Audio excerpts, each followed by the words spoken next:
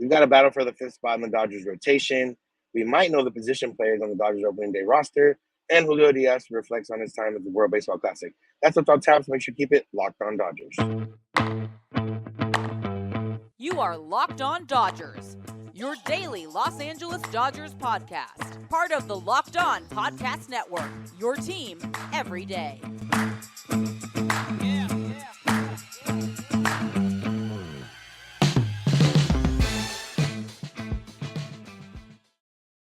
Yo, Dodger fans. Welcome to Locked On Dodgers. We are part of the Locked On Podcast Network, the #1 local sports daily podcast network. Locked On, your team every day. Today's episode is brought to you by GameTime App. Download the GameTime App, create an account, and use code LOCKEDONMLB for $20 off your first purchase. Last-minute tickets, lowest price, guaranteed. We are Locked On Dodgers. You can find us wherever you find podcasts and on YouTube simply by searching for Locked On Dodgers and subscribe in each of those places, and you never miss a day because you know we're not going to. And yeah, you know we're not going to miss a day. Sorry if there's any extra noise in the background or anything. Jeff and I are both currently not at home, but I had to come up here in New Orleans on the rooftop to kind of find, or not the rooftop, but up top to find some Wi-Fi. So we apologize for that. But we are here to bring you the Smart Fans perspective on our boys in blue every weekday morning. This is your first time listening or watching. I'm Vince Samperio, my co-host Jeff Snider. We're both lifelong Dodger fans that have spent time covering the team, that continue to cover the team, spend time all over Dodger Stadium. So we're here to bring you the Smart Fans perspective on our boys in blue every weekday morning. And that's what we're here to do today, or that's what I'm here to do today. Coming, like I said, coming to you straight from New Orleans, next to the pool area out here, because that's where the best Wi-Fi reception was. But yeah, let's hop into it. Dave Roberts said that Tony Gonsolin would need time to ramp up coming back from his ankle injury, so that the Dodgers are going to need a starter for about a few weeks, he said. And with that being said, we know that the other day he mentioned Ryan Pepiot, Michael Grove, and Andre Jackson as three names that would be really competing for that fifth spot. Realistically, it's coming down to, and he said just as much yesterday, coming down to, or he said, it's pretty close between Ryan Pepiot and Michael Grove in terms of who's going to get that rotation spot. And when you look at the spring stats, which, you know, spring stats, we know you got to take some with a grain of salt because guys are working on different things, but they've both made the same amount of starts. They both started 5 games. Pepiot's thrown an inning and a third more. Pepiot's struck out 19 and 13 innings. Grove struck out 12 innings, area of 329. Michael Grove has an area of 438. Michael Grove leads in whip at 105. Ryan Pepiot 139. Grove's walked only 1 in those 12 innings. Pepiot's walked 5 in 13 innings. So yeah, it's close in the sense of you don't think the Dodgers are going to start the year with Pepiot in the major leagues, because realistically, Pepiot is the better prospect. He has the better stuff. He is the better pitcher. And if you're going to get a few weeks, which is at least 3 or 4 times through the rotation, then there's no reason to start Pepiot down in the minors. So it might be a little bit of lip service on Dave Roberts' end. It might be, you know, a little bit of a confidence boost on the end of Michael Grove. But I just can't realistically see a way that Michael Grove beats out Ryan Pepiot for a starting spot in this rotation. Pepiot's looked really good. And, you know, Michael Grove has looked good, but everything Michael Grove does is a little bit elevated in the sense that you weren't expecting too much out of him in a sense, you know, not compared to Pepiot. And, you know, we've talked about Grove and last year how he came straight from AA, but it was more out of necessity rather than actual, you know, I mean, obviously he deserved it to a certain extent, but it was a little bit more out of necessity because the Dodgers needed an arm at the time last year when it did come. Pepiot did pitch yesterday. He went 4 2/3 inning, gave up 5 hits, 3 runs, 2 walks, 6 strikeouts in those 4 2/3 innings. So, yeah, while he's not perfect, the Dodgers, as a number 5 starter, don't necessarily need him to be perfect. They just need him to get comfortable, and this is something that I think from what we've seen, at least in real major league games, Michael Grove seems more comfortable than Ryan Pepiot. Ryan Pepiot came up last year, had decent peripherals and decent numbers overall, but did struggle with throwing strikes and did struggle with uh, you know locating his pitches. His changeup didn't quite work because of him trying to work on a slider in the offseason. So then he neutralized his best pitch a little bit in order to try to be a three-pitch pitcher. Didn't quite work out. But, like I said, all that being said, Ryan Pepiot is probably going to be the guy that gets to start for the Dodgers. And, he's after his first appearance in the spring, which was 1 inning, he struck out 1. After that, he's averaging over a strikeout an inning in every other appearance. He's gone at least 2 innings in every appearance, 2 innings, 3 innings, 4 2/3. He's built up, so he'll be able to at least go give you, 5, 6, whatever the case is. He did only throw 36 pitches yesterday, I believe, if this is correct. That doesn't sound right, but I guess it's possible. But yeah, I mean, Pepiot's the guy. He's the guy that is expected to be in your rotation at some point. Unless Gavin Stone or Bobby Miller kind of surpass him in the next couple of years. But he's the guy right now. If you're going to need a few weeks, which is at least 4 weeks, which is at least 3-4 times through rotation, there's no reason not to have Ryan Pepiot there. And, Michael Grove is going to fill that role that he filled last year and come up when they need him. They need a 6 starter, spot start. You come up. And he's already filled that role to a certain extent last year. So there's no reason to believe that he won't be able to fill that role again this year. And, if you're going to go, we've seen that role in the past. The Ross Stripling role, the Mitch White role. These guys weren't heralded prospects. They were guys that worked themselves and they were capable of being a major league pitcher. Maybe not necessarily in everyday or in the starting rotation, at least initially. Or they were good enough to be in a starting rotation, not necessarily the Dodgers starting rotation.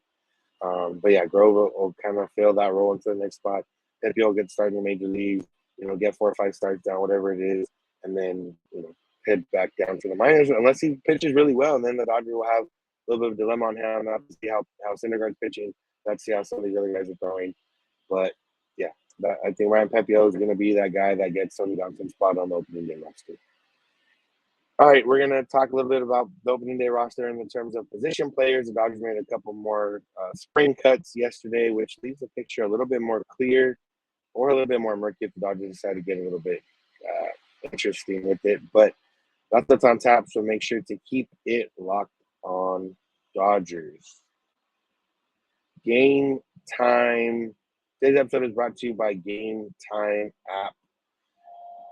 Have you ever needed tickets last minute and you're looking and, oh man, these tickets are too much, or oh man, these fees are too much, or it gets stressful if you didn't buy tickets on time. Now you're trying to find tickets last minute and you don't know where to find the best prices. Well, GameTime App is here for you. Download the app, check it out. You can look by location, you can look by teams, you can look by sport, you can look at concerts, whatever you're looking for. They got easy to find and buy tickets for any kind of event in your area. They got images of seat views. They got the lowest price guarantee, event cancellation protection, job loss protection, etc. There's a bunch of different things for you. So you don't have to plan months ahead. If you forget, just go to GameTime, use the GameTime app, and go get you some tickets for, opening day next week. I believe opening day is sold out or close to sold out for the Dodgers. So you're going to get some tickets, get the GameTime app and do it right now. Snag the tickets without the stress with GameTime. Download the GameTime app, create an account, and use Locked On MLB. Code Locked On MLB for $20 off your first purchase. Terms apply. Again, create an account and redeem code Locked On MLB for $20 off. Download GameTime today. Last minute tickets, lowest price guarantee. All right, so the Dodgers made some more spring cuts yesterday. One of those being Ryan Ward, one of those being Yonny Hernandez. So now there are only 12 healthy position players on the current 40-man roster.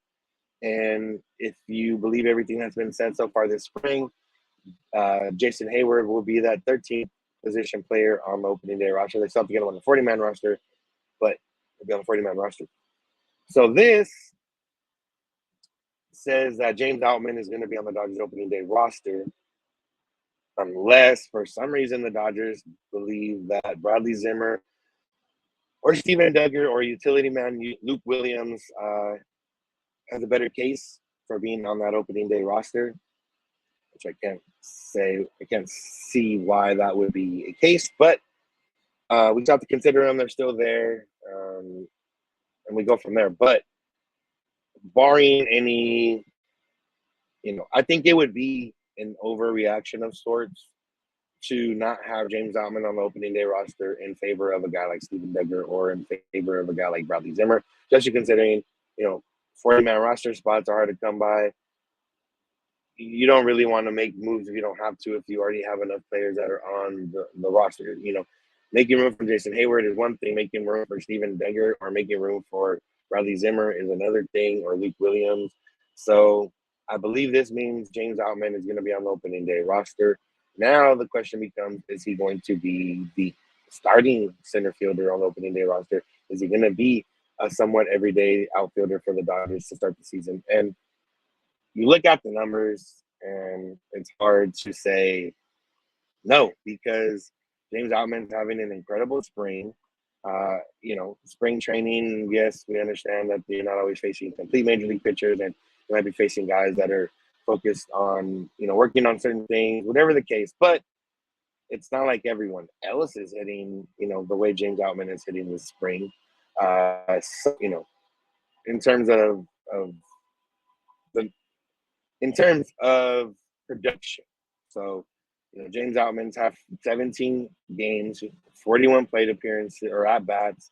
He's got 2 doubles, a triple, 2 homers, 9 RBI, 5 walks in those 41 at bats, 15 strikeouts in those 41 at bats, which is,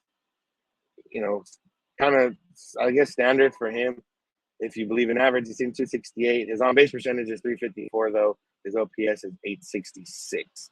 So, yeah, I mean, realistically, there's not too many that are outperforming him that are fighting for a similar role as him. Even Jason Hayward has kind of fallen off a bit. He's hitting 220 with a 719 OPS.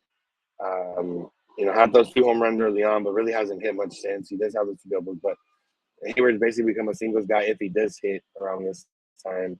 You got Chris Taylor, who's hitting 119 with a 435 OPS this spring, who's going to be competing for outfield spot. You got, you look at the other guys that are fighting for the roster spot or that are still on the roster currently, or, still in major league camp. I mentioned Luke Williams. He's hitting 152 with a 616 OPS. You got Steven Degger hitting 156 with a 589 OPS. And then you got Bradley Zimmer, who's hitting decent 276 with a 762 OPS. But he does have 16 strikeouts and 29 at-bats, so almost a 50% strikeout rate. That's not going to play. And, yeah, obviously, if James Outman's not going to be an everyday type of player and they start him in the minor leagues and they have someone like a Degger or Luke Williams or, Bradley Zimmer on the major league roster to start the year, and they're, 4th, 5th outfielder type, they only play maybe on Sundays when guys need rest, I suppose it's not the end of the world, but it makes no sense because the Dodgers don't have a clear-cut favorite to be in the outfield.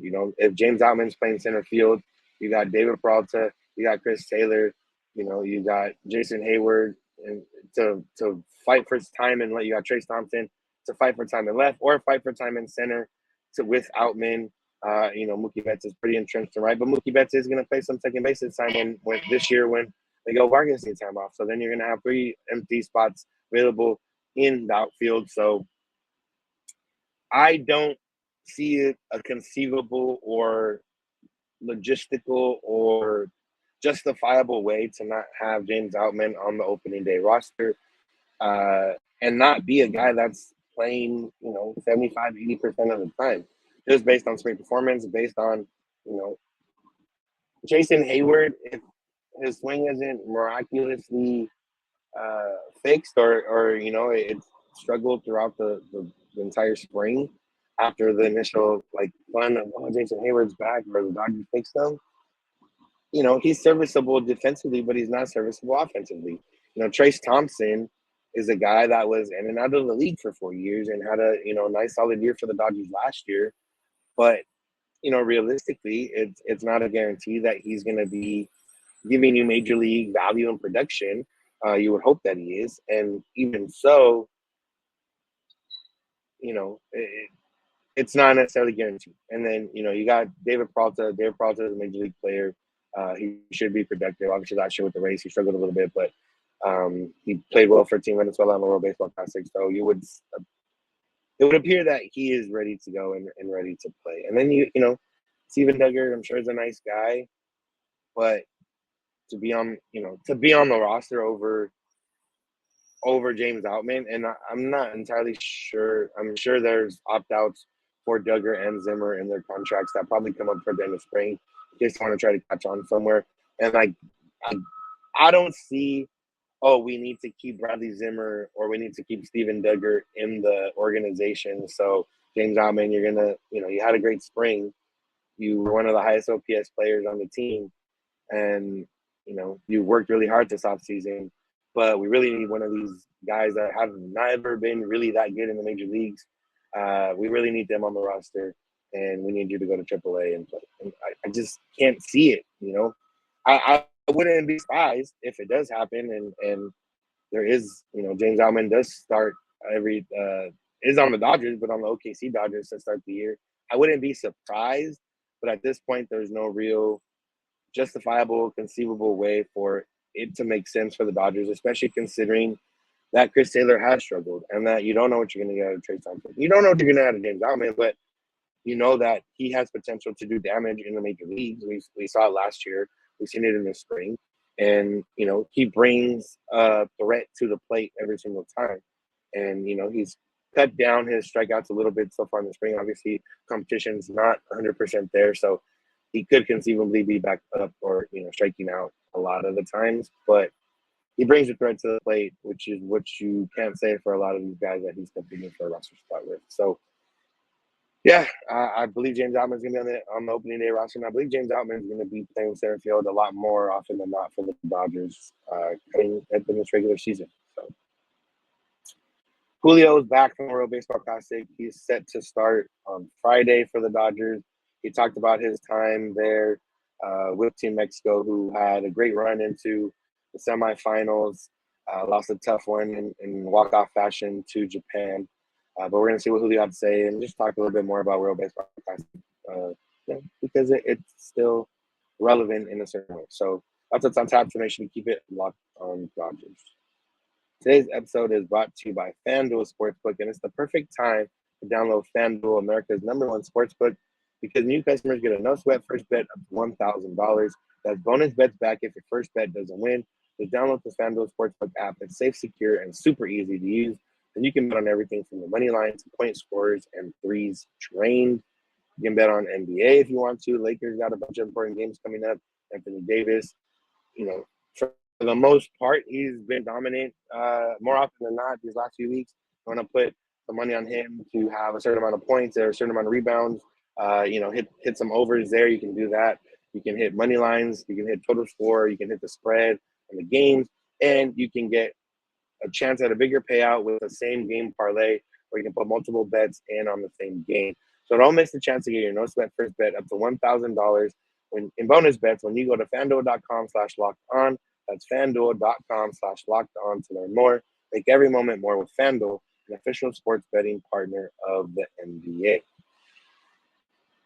All right, let's finish up talking a little bit more about World Baseball Classic, a little bit about Julio Diaz and his time with Team Mexico. Like I mentioned, if you didn't watch the World Baseball Classic, Julio and Austin Barnes were on Team Mexico.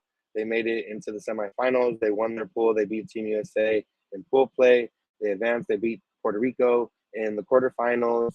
And then they had a lead going into the ninth inning against Japan into the bottom of the ninth.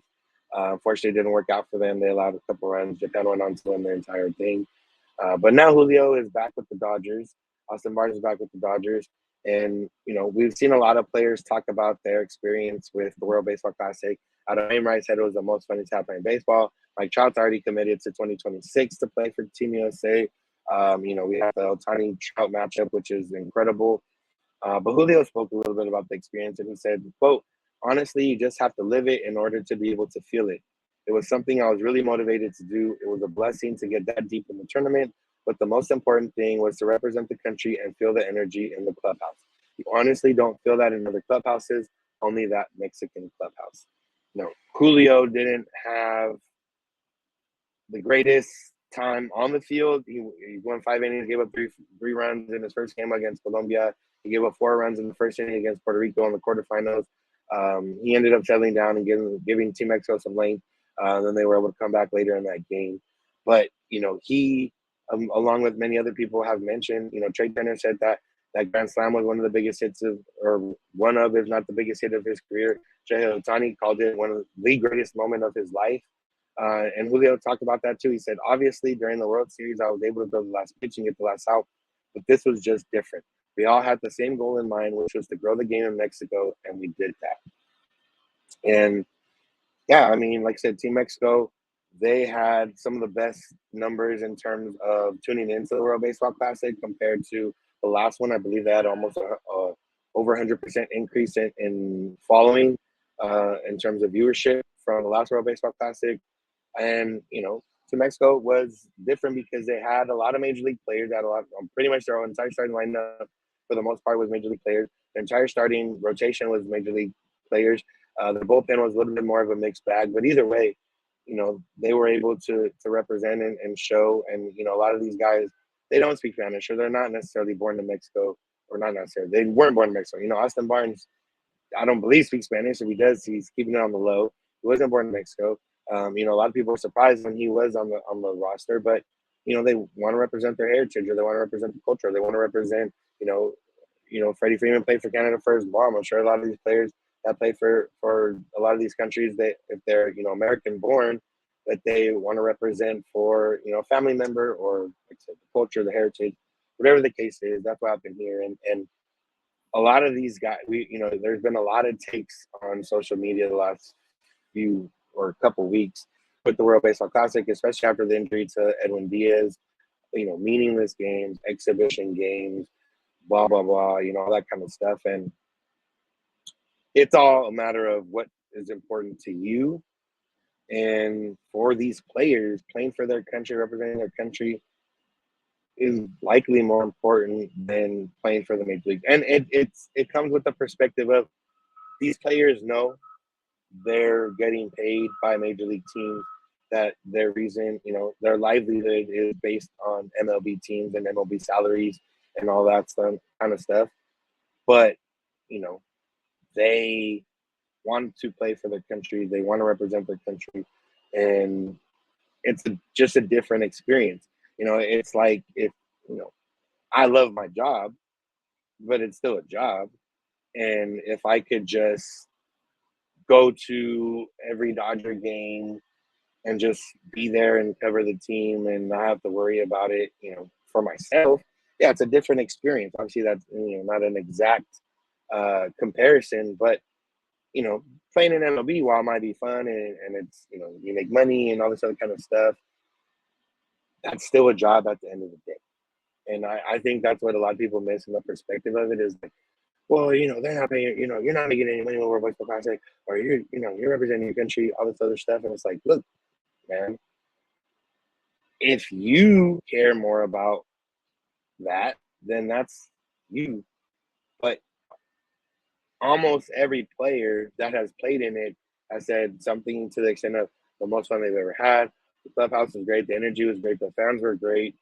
And there's people out there like basically MLB is the end all be all and everything else is kind of under it. I know I saw someone say that, talking about Team Japan, were like, obviously Team Japan or people in Japan are watching the game because they had a crazy market share in terms of number of people watching the games. Like, well, obviously they had that because they don't have professional baseball in Japan. And it's like, okay, the Japanese league is probably the second best league in the world and help produce guys like Shohei Ohtani, who is one of the best players in baseball, if not the best. Well, for me, he's the best player in baseball, hands down. But that's not a conversation for right now. So yeah, it's just a different experience. And in America, there's patriotism and there's pride, but I don't necessarily see it the same because a lot of these, a lot of fans in the Dominican Republic don't really have teams. They're following players, and they're following the national team when the national team plays. So for a fan in the Dominican Republic, or a fan in Puerto Rico, because a fan in Puerto Rico beating Puerto Rico, or Puerto Rico beating the Dominican Republic is the biggest deal in the world in terms of baseball. And if Kike Hernandez and the Red Sox won a World Series, I'm sure they'd be happy for Kike Hernandez, but it's not the biggest thing in the world. And it's all about that perspective of what matters. And we've seen it in other sports, and for it to kind of play out the way it did in the World Baseball Classic in terms of great games, and then to end with Otani versus Trout, like that's ridiculous. And it was a fun time. I'm always gonna stand for the World Baseball Classic, and I've had people ask me, well, like, oh, what if Julio got hurt? And it's like, look, man, it sucks, yeah, but Gavin Lux is also out for the year, and he got hurt in the spring training game, which in essence is more meaningless than winning the World Baseball Classic, because people are like, oh, that's your employee team, whatever. Players don't get paid in the spring training, so technically it's meaningless, and it is part of your job, but it's a little bit of that weird loophole that you're not technically getting paid during spring training. So that's the way it goes. But yeah, I'm still gonna stand for a World Baseball Classic. I'm glad Julio enjoyed his time. I'm Austin Barnes put thing on social media. He enjoyed his time. Will Smith, Mookie Betts, they enjoyed their time. They talked about it, and Mookie, I'm sure if he's still healthy and kicking in 3 years, he's gonna be on the 2026 team. So yeah, we'll wait for that to happen. So that's going to do it for today's episode. Thank y'all for listening. Thank you for making Locked On Dodgers your first listen of the day every day. Make sure to check out Locked On Fantasy Baseball for your second listen. Win your league by listening to Matt and Dom every day. They bring you the best fantasy draft strategies. Find Locked On Fantasy Baseball wherever you get podcasts and on YouTube. Part of the Locked On Podcast Network, your team every day. We're also part of that Locked On Podcast Network, your team every day. And we're also can be found wherever you find podcasts and on YouTube. All you got to do is search for Locked On Dodgers. Make sure to subscribe. Make sure to listen every day. Season's coming up. Jeff and I should be together more often.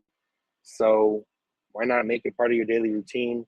Wake up in the morning or in the afternoon or whenever, and you listen to Locked On Dodgers. And, in season, it's even better because we're talking about the game last night and it's more relevant. So go check us out. Go find us. Go subscribe. Go do all those things. You can follow us on social media, Twitter and Instagram at Locked On Dodgers. Jeff is on Twitter at Snider. I'm at Vince Samperio. DMs are open on all those accounts and you can get a hold of us. You can also get a hold of us via email, lockedondodgers@gmail.com, or via voicemail text at 323-863-5625.